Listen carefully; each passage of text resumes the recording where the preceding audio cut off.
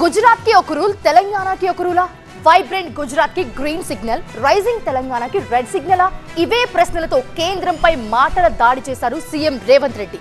తన అమెరికా పర్యటనకు అనుమతి ఇవ్వకపోవడంపై భగ్గుమన్నారు ఆయన. ఇది ముమ్మాటికి తెలంగాణ ప్రజల్ని అవమానించడమేనన్నారు రేవంత్ రెడ్డి. తన అమెరికా పర్యటన రద్దుపై కేంద్రాన్ని టార్గెట్ చేశారు సీఎం రేవంత్. ఇది తనకు జరిగిన అవమానం కాదు, తెలంగాణ ప్రజలకు జరిగిన అవమానమన్నారు. తెలంగాణ అభివృద్ధిపై కుట్రలు చేస్తున్నారని మండిపడ్డ సీఎం రేవంత్ రెడ్డి గుజరాత్ ఆధిపత్యానికి నిదర్శనం, ఫెడరల్ స్ఫూర్తికి విరుద్ధమంటూ తీవ్ర స్థాయిలో ఫైర్ అయ్యారు. ఈరోజు తెలంగాణ రాష్ట్ర ముఖ్యమంత్రి పర్యటనను తిరస్కరించడం అంటే తెలంగాణ యొక్క అభివృద్ధిని అడ్డుకోవడమే. ఇది తెలంగాణకు జరిగిన అవమానము. గుజరాత్కు పెట్టుబడులు పోవేమో, గుజరాత్ అభివృద్ధికి కొంత ఇబ్బంది కలుగుతుందేమనే కుట్రతోని ఈరోజు నా పర్యటనను అడ్డుకున్నారు. ఇంగ్లాండ్ కు అనుమతిచ్చి యుఎస్ కు తిరస్కరించడంలో అంతర్యమేంటి అని ప్రశ్నించిన సీఎం రేవంత్ రెడ్డి తన పర్యటనను కేంద్రం అడ్డుకున్న విషయాన్ని పార్లమెంట్ లోనూ లేవనెత్తుతామని చెప్పారు. ఈ వివక్ష ఏ మాత్రం సహించరానిది. ఖచ్చితంగా ఈ అంశాన్ని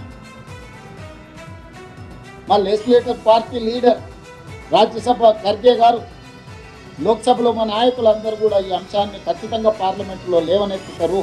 తన పర్యటనకు సంబంధించి కేంద్ర విదేశాంగ శాఖ చెప్పిన మాటలన్నీ అవాస్తవమన్నారు సీఎం రేవంత్ రెడ్డి. అన్ని వివరాలతో ముందుగానే పూర్తి సమాచారాన్ని కేంద్రానికి పంపించామన్నారు. క్రిస్టల్ క్లియర్ గా వివరాలు అందించడం జరిగింది.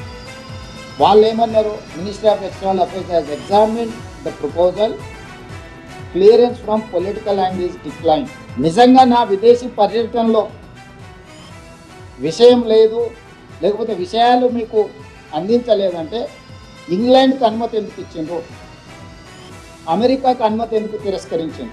రాజకీయ పరమైన నిర్ణయాలతో మీ పర్యటనను తిరస్కరిస్తున్నామని విదేశాంగ శాఖ తమకు రిప్లై ఇచ్చిందని, మరి గుజరాత్ సీఎంకి అమెరికా, కెనడా పర్యటనలకు ఎలా అనుమతిస్తారని ప్రశ్నించారు. ఒక పక్కన గుజరాత్ ముఖ్యమంత్రికి ఇదే సమయంలో పర్యటనకు అనుమతి ఇచ్చి పెట్టుబడులను ఆకర్షించడానికి వైబ్రెంట్ గుజరాత్ కార్యక్రమంలో భాగంగా అతని విదేశాలకు మీరు పంపించి ఈరోజు తెలంగాణ రైజింగ్ 2047 అడ్డుకోవడము, ఇది స్పష్టంగా రాజకీయ వివక్ష. ప్రపంచంలోని టాప్ 10 యూనివర్సిటీలు హైదరాబాద్ కు తేవాలన్నది తమ లక్ష్యమన్నారు సీఎం రేవంత్. తన పర్యటనను అడ్డుకున్నా తమ లక్ష్యాన్ని ఆపలేరని చెప్పారు. అధికారుల్ని యుఎస్ కు పంపామని 1-2 రోజుల్లో ఆక్స్ఫర్డ్ యూనివర్సిటీతో ఒప్పందం జరగబోతోందన్నారు సీఎం.